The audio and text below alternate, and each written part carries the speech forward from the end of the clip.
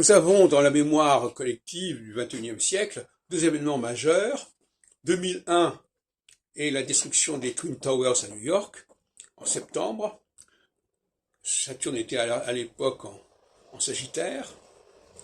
Et 2015, enfin plutôt l'inverse, Saturne était en Gémeaux et en 2015, Saturne était en Sagittaire. Donc c'est l'axe Gémeaux-Sagittaire qui est validé. Et en outre, il faut rappeler, n'est-ce pas, qu'il y a 14 ans entre 2001 et 2015, et on n'est pas dans les 15 ans de Roger Hecke. Ce qui est important, c'est l'astronomie, c'est pas la numérologie. Et donc, qu'est-ce que ça signifie, ce passage de Saturne sur l'axe solsticial? L'axe solsticial, c'est l'axe qui met l'accent sur un autre espace. C'est-à-dire qu'il ne s'agit plus ce sont plus des questions purement internes, comme en période équinoxiale, des périodes externes. Ce qui veut dire que le danger n'est pas uniquement interne, il est également externe. Alors, dans les deux cas, effectivement, même s'il y a eu des gens qui appartenaient plus ou moins à la population locale, c'est une façon de parler d'ailleurs, mais très, très formelle, mais en réalité, effectivement, ce sont des attaques qui viennent de l'extérieur, et notamment de l'islam, dans les deux cas, à 14 ans d'écart, et sur l'axe Gémeaux-Sagittaire, ce qui montre bien que c'est bien l'axe Gémeaux-Sagittaire qui est important pour enclencher une période, et non pas l'axe Cancer-Capricorne, qui n'en est qu'une conséquence, qu'un développement.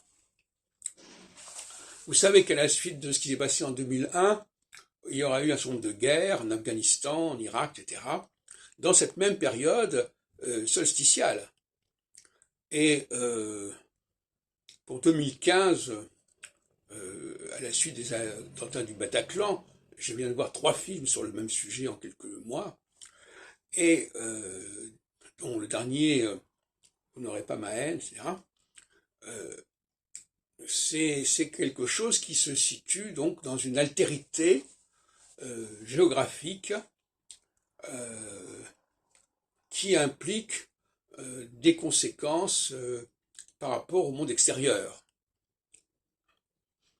C'est-à-dire, quelque part, ça explique d'une certaine manière le discours d'Éric Zemmour sur les émigrés, etc. Enfin, c'est parce que c'est la même période, 2015-2022, enfin, nous sommes en train actuellement de sortir de cette période-là, puisque nous sommes en Verseau, en Vierge Poisson.